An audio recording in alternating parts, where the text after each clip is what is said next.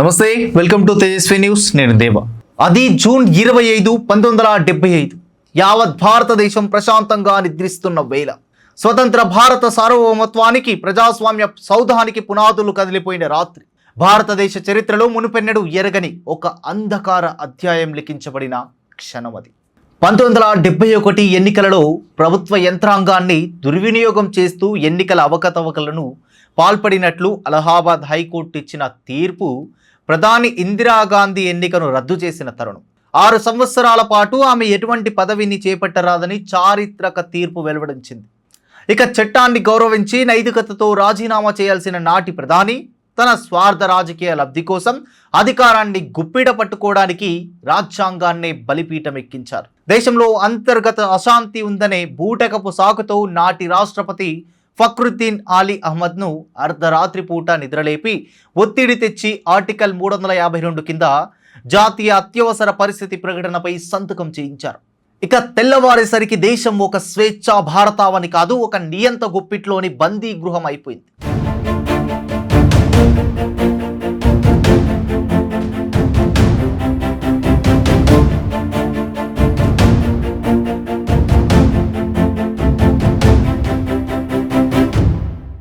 ఒక నియంతకు అత్యంత భయంకరమైన శత్రువు ఎవరైనా ఉన్నారంటే అది పౌరుల ఆలోచన శక్తి, ప్రశ్నించే గొంతుక. అందుకే ఎమర్జెన్సీ ప్రకటించిన వెంటనే ఇందిరాగాంధీ మొదటి గుడ్డలిపెట్టు సమాచార రంగానికి ఊపిరి లాంటి ప్రెస్ మీడియాపై పడింది. ఇక జూన్ 25 రాత్రి దేశ రాజధానిలో ప్రధాన పత్రికా కార్యాలయాలకు విద్యుత్ సరఫరాను నిలిపివేశారు. మరుసటి రోజు ఉదయం వార్తాపత్రికలు వెలుగు చూడకుండా గొంతు పిసికేశారు. దేశవ్యాప్తంగా కఠినమైన ముందస్తు సెన్సార్షిప్ను అమలు చేశారు. ఒక జర్నలిస్ట్ రాసే ప్రతి అక్షరం పాలకులను కీర్తించేదిగా ఉండాలి తప్ప ప్రశ్నించేదిగా ఉండకూడదు. ఇక ఈ క్రూరమైన ఆంక్షలను ధిక్కరించి సత్యాన్ని రాయడానికి ప్రయత్నించిన వందలాది మంది జర్నలిస్టులను రాత్రికి రాత్రి అక్రమంగా అరెస్టు చేసి కారాగారంలో బంధించారు. భావ ప్రకటన స్వేచ్ఛను పూర్తిగా నాశనం చేస్తూ దేశవ్యాప్తంగా 250కి పైగా పుస్తకాలను, కవితలను, నవలలను ప్రభుత్వం నిషేధించింది. ఇందిర తప్పులను ఎత్తి చూపిన చలన చిత్రాలైన ఆంధీ, కిస్సా కుర్సీకా మరియు నస్బందీ వంటి సినిమాలను నిషేధించడమే కాకుండా సంజయ్ గాంధీని వ్యంగ్యంగా చూపించిన కిస్సా కుర్సీకా సినిమాకు సంబంధించిన అసలు ప్రింట్లను సైతం ప్రభుత్వం బలవంతంగా స్వాధీనం చేసుకొని దహనం చేసింది. ఈ అరాచకాలను ప్రశ్నించే హక్కు, న్యాయ వ్యవస్థను కూడా లేకుండా చేయడానికి ప్రభుత్వం కరడుగట్టిన చర్యలకు పాల్పడింది. పాలకుల అణచివేత చర్యలకు లొంగకుండా ప్రజల తరపున నిలబడిన వివిధ హైకోర్టుల ధైర్యవంతులైన న్యాయమూర్తులను కూడా ఏకపక్షంగా సుదూర ప్రాంతాలకు బదిలీ చేసి న్యాయ వ్యవస్థ స్వతంత్రతను నిర్వీర్యం చేశారు.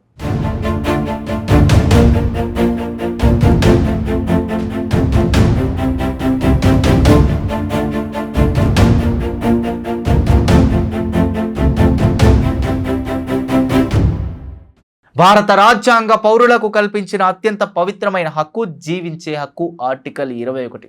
కానీ ఎమర్జెన్సీ కాలంలో ఈ జీవించే హక్కును కూడా రద్దు చేశారు. అంటే ఏ పోలీస్ అధికారి అయినా ఒక పౌరుడిని కారణం లేకుండా కాల్చి చంపినా, చట్టవిరుద్ధంగా జైల్లో పెట్టి చిత్రహింసలు చేసినా న్యాయస్థానాలను ఆశ్రయించే హక్కు పౌరులకు లేకుండా పోయింది. నో దలీల్, నో వకీల్, నో అప్పీల్. వాదన లేదు, న్యాయవాది లేడు, అప్పీల్ లేదు అనే చీకటి సూత్రం దేశమంతా అమలైంది. ప్రతిపక్షాల గొంతును శాశ్వతంగా నొక్కేయడానికి maintenance of internal security act మరియు డిఫెన్స్ ఆఫ్ ఇండియా రూల్స్ వంటి నల్ల చట్టాలను ప్రయోగించారు. ఈ చట్టాల కింద దేశవ్యాప్తంగా సుమారు 1,10,806 మంది ప్రజాస్వామ్యవాదులను, రాజకీయ నాయకులను, విద్యార్థులను, మేధావులను ఎటువంటి విచారణ లేకుండా జైళ్లలోకి నెట్టారు. జయప్రకాష్ నారాయణ్, మొరార్జీ దేశాయ్, లాల్ కృష్ణ అద్వానీ, అటల్ బిహారీ వాజ్పేయి వంటి అగ్రశ్రేణి నాయకులు కటిక నేలపై కారాగార శిక్ష అనుభవించారు. ఆనాడు ఇందిరాగాంధీ కొడుకు సంజయ్ గాంధీ అనే రాజ్యాంగేతర శక్తి దేశాన్ని తన గుప్పిట్లోకి తీసుకుంది.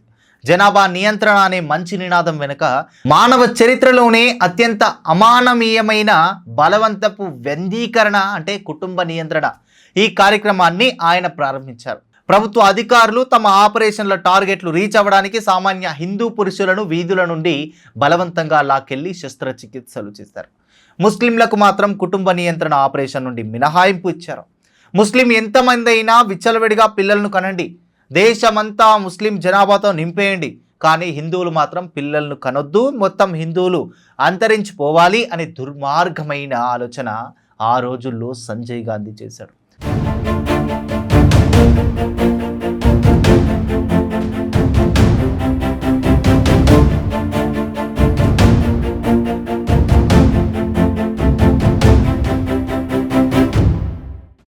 దీని వెనుక ఉన్న కొన్ని క్రూరమైన కథలు వింటే మన గుండె తరుక్కుపోతుంది. ఆ కథల్లోకి వెళ్తే, ఉత్తావర్ గ్రామం ముట్టడి. హర్యానాలోని ఒక మారుమూల ముస్లిం గ్రామాన్ని అర్ధరాత్రి 3 గంటల సమయంలో వందలాది మంది పోలీసులు ముట్టడించారు. లౌడ్ స్పీకర్లలో హెచ్చరిస్తూ ఇళ్ల తలుపులు పగలగొట్టి దొరికిన పురుషులల్లా బస్ స్టాప్ వద్దకు లాక్కెళ్లారు. ఆ గ్రామంలో ఒక్కరోజే సుమారు 800 మందికి పైగా బలవంతంగా ఆపరేషన్లు చేశారు. కర్తార్ అనే చర్మకారుడు చెప్పులు కుట్టుకొని జీవించే ఈ నిరుపేదను 6 పోలీసులు బలవంతంగా జీపులోకి ఎక్కించారు. దారిలో వెళ్తున్న ఒక అమాయక సైకిలిస్టును కూడా అక్రమంగా జీపులోకి తోసేశారు. అపరిశుభ్రమైన పరిస్థితుల్లో చేసిన శస్త్రచికిత్స వికటించి కర్తార్ నెలల తరబడి తీవ్రమైన ఇన్ఫెక్షన్ మరియు నొప్పితో మంచాన పడి తన జీవనోపాధిని కోల్పోయాడు. షహు గలాకే వేదన. మహారాష్ట్రకు చెందిన ఈ రైతు తనకు ఇదివరకే ఆపరేషన్ అయిందని మొత్తుకున్నా కూడా వినకుండా పోలీసులు అతనిని చితకబాది రెండోసారి బలవంతంగా వెంధీకరణ శస్త్రచికిత్స చేశారు. ఇది వికటించి అతను మరణించాడు. హవా సింగ్ మరణం. పిప్లీకి చెందిన ఈ యువకుడిని బస్సు దిగగానే పోలీసులు బలవంతంగా లాక్కెళ్లారు. శస్త్రచికిత్స తర్వాత సోకిన ఇన్ఫెక్షన్ వల్ల తగిన వైద్యం అందక అతను ప్రాణాలు కోల్పోయాడు. ఈ నిర్బంధ చర్యలకు వ్యతిరేకంగా సామాన్య ప్రజలు తిరగబడినప్పుడు ప్రభుత్వం బుల్లెట్లతో సమాధానం ఇచ్చింది. 1976 అక్టోబర్ 18న ఉత్తరప్రదేశ్లోని ముజఫర్ నగర్లో వెంధీకరణను వ్యతిరేకిస్తూ నిరసన తెలిపిన సామాన్య ప్రజలపై పోలీసులు జరిపిన అనాగరిక కాల్పుల్లో సుమారు 30 మంది హిందూ అమాయకులు ప్రాణాలు కోల్పోయారు. ఇవన్నీ బయటకు వచ్చిన నిజాలే, కానీ బయటకు రాని వేదలు కథలు ఇంకెన్ని ఉన్నాయో అర్థం చేసుకోవచ్చు. అప్పట్లో ఇప్పటిలా టీవీలు, సెల్ ఫోన్లు, మీడియా, సోషల్ మీడియా, ఇంటర్నెట్లు సరిగా లేకపోవడం వల్ల ఏ గ్రామంలోనైనా జరిగిన దారుణం బయటకు ప్రపంచానికి తెలిసేది కానే కాదు. అక్కడే ఆ వార్త సమాధైపోయేది. అనధికారిక లెక్కల ప్రకారం 5 లక్షలకు పైగా హిందువులు మరణించారనే అంచనా.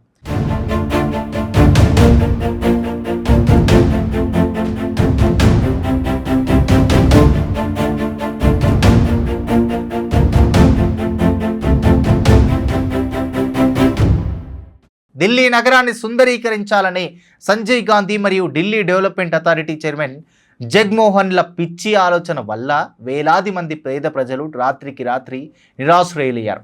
దీనికి పరాకాష్టే ఢిల్లీలోని చారిత్రాత్మక తురకమాన్ గేట్ వద్ద జరిగిన ధ్వంస రచన.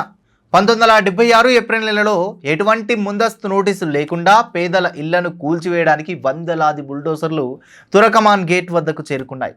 తమ ఇళ్లను కాపాడుకోవడానికి, తలదాచుకునే నీడను కోల్పోవడానికి ఇష్టపడక శాంతియుతంగా నిరసన తెలిపిన నిరాయుధులైన అమాయక ప్రజలపై పోలీసులు అత్యంత క్రూరంగా బుల్లెట్ల వర్షం కురిపించారు.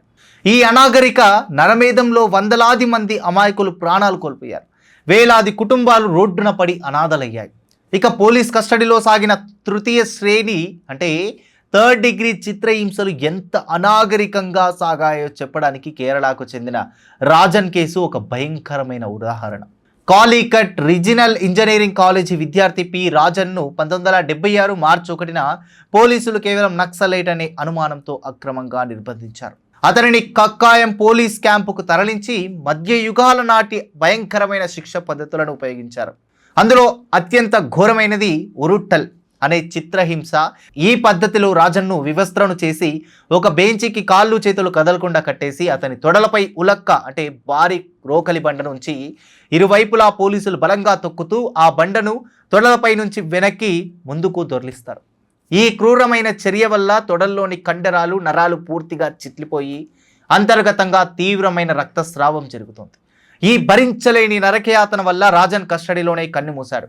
అతని శవాన్ని పోలీసులు అత్యంత శక్తివంతమైన రసాయనిక పద్ధతుల్లో మాయం చేశారు. ఆ అస్థికలు కూడా దొరకలేదు. అతని తండ్రి ఈచర్ వారియర్ తన కుమారుడి కోసం పాలకుల చుట్టూ తిరిగాడు. హోంమంత్రి కరుణాకర్ వద్దకు వెళ్లి వేడుకున్నా కానీ కనికరం చూపలేదు. చివరకు కేరళ చరిత్రలోనే మొదటిసారిగా దాఖలైన హెబియస్ కార్పస్ పిటిషన్ విచారణలో రాజన్ కస్టడీలోనే చనిపోయాడని పోలీసులు ఒప్పుకోవాల్సి వచ్చింది.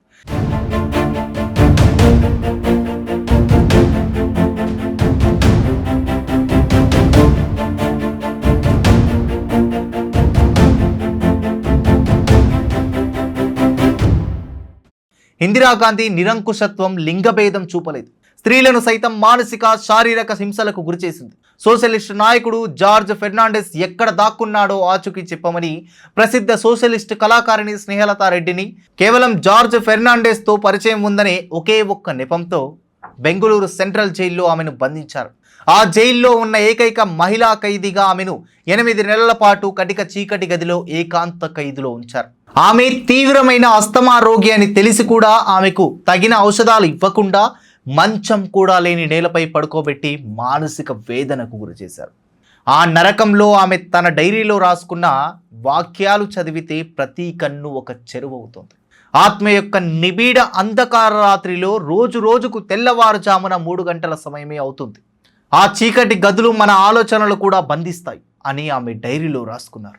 ఆమె ఊపిరితిత్తులు పూర్తిగా పాడైపోయాక ప్రభుత్వం విడుదల చేసినప్పటికీ పరోల్ ముగిసే లోపే 1977 జనవరి 20న ఆమె గుండెపోటుతో కన్ను మూశారు. అదే సమయంలో జార్జ్ ఫెర్నాండెస్ సోదరుడైన లారెన్స్ ఫెర్నాండెస్ను పోలీసులు 1976 మే 1న అక్రమంగా నిర్బంధించారు. జార్జ్ ఎక్కడున్నాడో చెప్పాలంటూ అతనిని పోలీసులు నిరంతరం కొట్టారు. అతని దంతాలు రాలగొట్టి ఎముకలు విరిగేలా 3వ శ్రేణి హింసను అమలు చేశారు. విడుదలయ్యే సమయానికి అతను నడవలేని స్థితిలో ఒక నడిచే శవంలా, మానసిక వికలాంగుడిలా మిగిలిపోయాడు. ఇవి కేవలం ఆ రోజుల్లో ప్రజలు చెప్పుకున్న కొన్ని కథనాలు మాత్రమే. దేశవ్యాప్తంగా బయటకు రాని, పత్రికలకు తెలియని ఘోరమైన ఎన్నో సంఘటనలు కాలగర్భంలో కలిసిపోయాయి.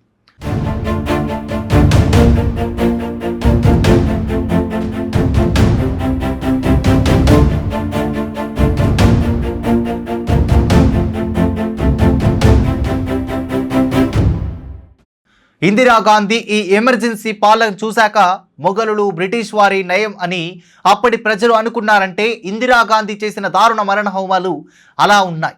ఇప్పుడు జీవించి ఉన్న ఎవరైనా ఎమర్జెన్సీ గురించి అడిగితే వాళ్ళు కార్చే కన్నీరు అంతా ఇంతా కాదు. ఆనాటి ఘోరాలు తలుచుకోవద్దు బాబు, వాటిని మాతరంతోనే పోనివ్వండి, మీరైనా సంతోషంగా జీవించండి అని చెబుతున్నారు. అయితే ఏ నియంతృత్వము, ఏ అరాచక పాలన శాశ్వతం కాదు. కాలం ఎప్పుడూ ఒకేలా ఉండదు. ఇందిరాగాంధీ అణచివేతకు వ్యతిరేకంగా భారతీయ పౌర సమాజం నిశ్శబ్ద విప్లవానికి సిద్ధమైంది. 1977 మార్చిలో జరిగిన సార్వత్రిక ఎన్నికలలో భారత ఓటరు తన ఓటు హక్కును ఒక బ్రహ్మాస్త్రంలా మలుచుకొని ఇందిరాగాంధీని, ఆమె కాంగ్రెస్ పార్టీని సింహాసనం నుండి కులదోశారు. కేంద్రంలో ఏర్పడిన నూతన ప్రభుత్వం ఎమర్జెన్సీ కాలం నాటి ఆకృత్యాలపై విచారణ జరపడానికి షాక్ కమిషన్ నియమించింది. ఇక ఈ కమిషన్ విచారణ ద్వారా పోలీసులు సాగించిన కస్టడీ హింసలు, బలవంతపు వ్యక్తీకరణలు మరియు రాజ్యాంగేతర శక్తి సంజయ్ గాంధీ జోక్యం వంటి ఘోరాలు ప్రపంచానికి ఆధారాలతో సహా నిరూపించబడ్డాయి. భవిష్యత్తులోని ఏ పాలకుడు ఇటువంటి నిరంకుశ చర్యలకు పాల్పడకుండా ఉండేందుకు 1978లో 44వ రాజ్యాంగ సవరణను తీసుకుని ఈ సవరణ ద్వారా ఎమర్జెన్సీ విధించడానికి గల కారణాలతో అంతర్గత అశాంతి అనే లొసుగును తొలగించి దాని స్థానంలో సాయుధ తిరుగుబాటు అని మార్చారు. భారత ప్రజాస్వామ్య చరిత్రలో అత్యవసర పరిస్థితి కాలం ఒక చీకటి అధ్యాయం. అది దేశ పౌరులకు స్వేచ్ఛా స్వాతంత్రాల విలువను, రాజ్యాంగ పరిరక్షణ యొక్క ప్రాముఖ్యతను శాశ్వతంగా గుర్తు చేస్తూనే ఉంటుంది. జై హింద్, జై భారత్.